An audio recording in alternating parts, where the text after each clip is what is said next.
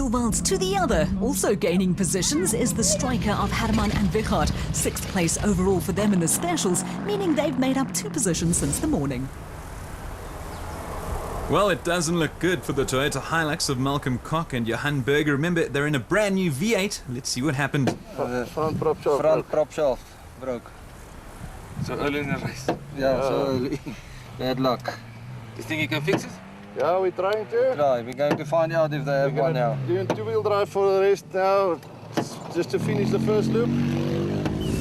Let's hope that they make it back. Also down a position, Neil Mayer and Joseph Lewis from Max's Liqui-Moly Rockstar. With Koch and Berger sidelined, that's opened the door for Dion Fenter and Ian Palmer from Trisome Racing. They've currently moved up to 7th place in their Toyota Hilux. But it looks as if they have an opportunity to move up to 6th. Up ahead, Hicho de Bruin and Henry Hicho, but moving very slowly. And there goes Fenter and Palmer. 6 it is for the pair. Back to the specials, and Jimmy Zahas and Stefan Kutsia have dropped a place. They're currently 7th in their Cobalt Striker. We were expecting to see Jürgen and Daniel Schroeder. No sign of them though. It's De Bruin and Hicho in 7th place. And finally, we do have the Schroeders, the leading Nissan Navara in the Regent Racing stable. They're currently in 8th position. And in the distance, Jannie Visser and Yorks LaRue in 9th spot. The Northwest crew and former SA champions going well in an RFS Toyota Hilux and looking well set for a top 10 finish. Philip de Vries and Johan Viljoen have climbed a place in their Porter. They're lying 8th amongst the specials. Congolese driver Eduardo Agazzi and South African teenager Adrian Ritz aren't far behind in their Batspec 4. This race truly is going at breakneck speed and is by far and away the fastest one that we've seen. And it's almost bumper to bumper out on the route. The Harpers Nick and Ryan following up in their Motorrite Bat Venom. Century Racing's Guy Henley and Martin Hamida have dropped down to 11th place amongst the specials. However, they are 2nd in Class P. Matthews and Burke flying the flag for the Ps up front. As has been the norm throughout the race, trying to chase them down, the Ducatis Property Batspec 4 of Daniel Brooks and Gavin Gray, which obviously means they overtook Derek and Archie a little earlier. Beautiful footage from inside the Conqueror Porter of Philip de Vries and Johan Viljoen. They're gaining ground on Ogazi and Adrian Ritz. The Bat tried to overtake, and while it looked good at first, it's turned out to be nothing more than a straight dice. De Vries and Viljoen holding on to their position. While some are just enjoying the slowest side of life out there, Derek, I hope that you're going faster. But it doesn't look like too much because there you are being overtaken once again. Stay with the fence to your left-hand side. Keep going. Just carry on. Wow, Derek, I'm impressed. You seem to know what you're doing in there. It was tougher than I expected, but I did manage to cope, although it didn't stop Graham and Trevor Leith from overtaking us, as you so conveniently did point out. Well, that puts the Leith father and son pair into 10th spot, pushing you guys outside of the top 10. Ouch. There's still an entire loop to go, Leanne. There's nothing to choose over here as Clint Gibson and Gary Campbell from Dirt Sport Components attempt to overtake Peter Ruthven and Rian Gulpe in the Rubicon Bat. And through they go, much to the delight of those with the front seat of the action. 2 of the more popular men in the Donaldson Cross Country Championship, Johan and Vanna Horn from Mullilan Toyota, currently 1st in Class D. Loop 1 done, and first at the DSP, Taylor Murphy from Castrol Toyota. Soon followed by Foss and Howie, Woolridge and Huxtable, and Fiss and Badenhorst. The first section was quite fast, but then it became very technical and tricky and a lot of follow markers, so yeah, the wrong slotted and Lance passed us there. But then we're there, all the 4 cars close together, so yeah, it's going to be interesting the second loop.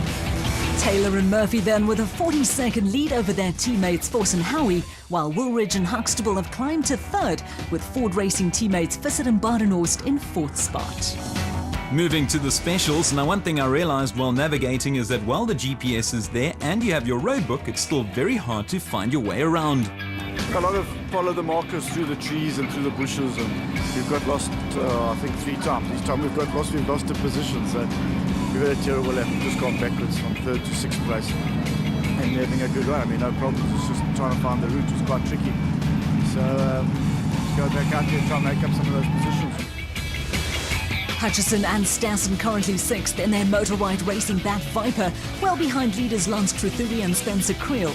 Matthews and Burke are 2nd in their Century Racing CR3, while Corbett and Hardy are 3rd in the Century Racing CR4. We're back en route with our leaders, Taylor and Murphy in the Castrol Toyota Hilux. They admitted at DSP that the beginning of the loop is very tricky, and we're well aware of their teammates Foss and Howie right behind them. Speaking of which, here they are, making good progress in the second half of this race with approximately 170 k's to go. Still lying in 3rd place, Woolridge and Huxtable in the Ford Ranger. Fissett and Badenhorst not far behind, still hurting after their navigational error allowed their teammates to go past. Looking very good in 5th place, Berthold and Rousseau from Atlas Copco. Trethewey and Creel still holding fort in the special vehicles category. They are masters of this event. 2nd in the specials, but 1st in Class P, Matthews and Burke from Century Racing. Another Century Racing vehicle, 3rd overall and 2nd in Class A, Mark Corbett and Julian Hardy. Wouldn't be long until we'd see a Silval somewhere. Still in 4th place, Quinton and Cully from Elegant Fuel.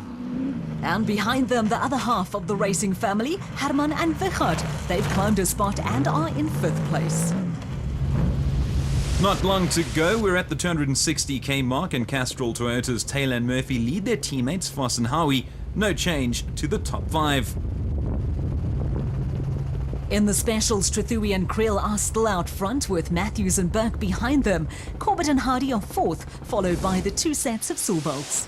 Barring catastrophe, I cannot see Taylor and Murphy and their Hilux giving up their lead. They are looking very good and proving exactly why they've won 2 races on the trot. That said, the last part of the route is very challenging. It throws a bit of everything at you. And even though you think the end is near, there's still a lot to overcome. They are looking for win number 3 in a row. And ironically, teammate Foss and Howie captured a hat-trick last season, but their run was broken at this very race. And just as I spoke about not being too confident, Chris Fiss and Jampie Badenhorst are back in 3rd place. It means that they've either overtaken Woolridge and Huxtable, or their Ford Ranger teammates could be out.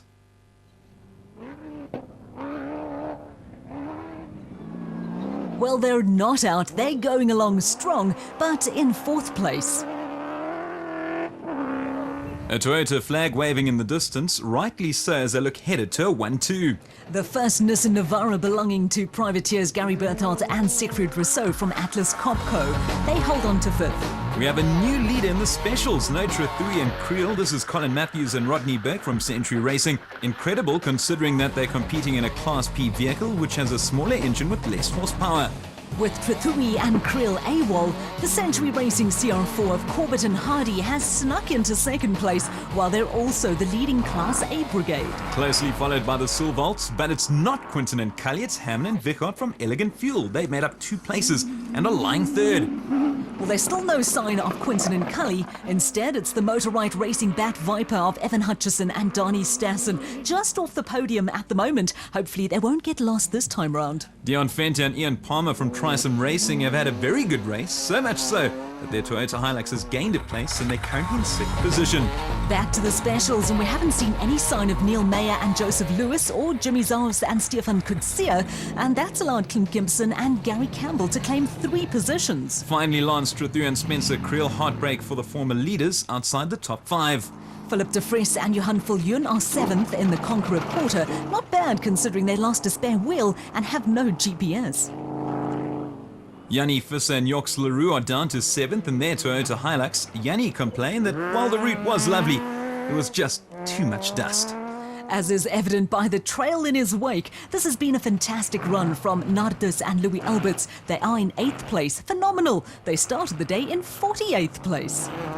Unquestionably one of the drives of the day, much like these men, Michael Whitehouse and Matthew Carlson for Regent Racing. They're in 8th place after starting the day in 34th position, having endured numerous problems during qualifying, including 2 punctures. And mere seconds behind them, their teammate Archie Rutherford and his guest navigator Derek Alberts currently inside the top 10. They're just ahead of Marius Fourie and stand-in navigator Jaco van Aert in the PHB Batsbank 4, the pair have climbed to 8th, the top 10 finish looking on the cards. Nice overtaking there from Johan van Staden and Mike Lawrenson in the Atlas Copco Toyota Hilux. They're in 10th spot, having made up some good ground along the way.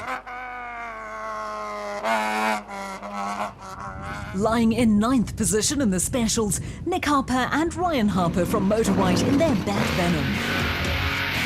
No surprises to see what's happening in Class D. The ever-successful Horns, Johan and Vanna from Mullilan Toyota, leading their contemporaries in the Toyota Land Cruiser. But all eyes on the finish, and it's another victory for Anthony Taylor and Dennis Murphy from Castrol Toyota. They never looked like losing their grip on first place, and they've claimed victory again. And we've said it before, but it's worth repeating, their 3rd win in a row. Absolutely superb. It's exactly what we wanted. Dennis stayed on the notes today brilliantly.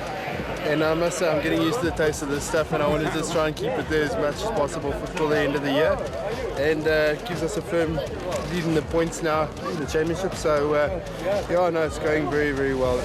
They finished 55 seconds clear of teammates Foss and Howie, while Visser and Badenhorst in the Ford Racing Ranger just cracked the podium. Their teammates, Woolridge and Huxtable, ended 4th.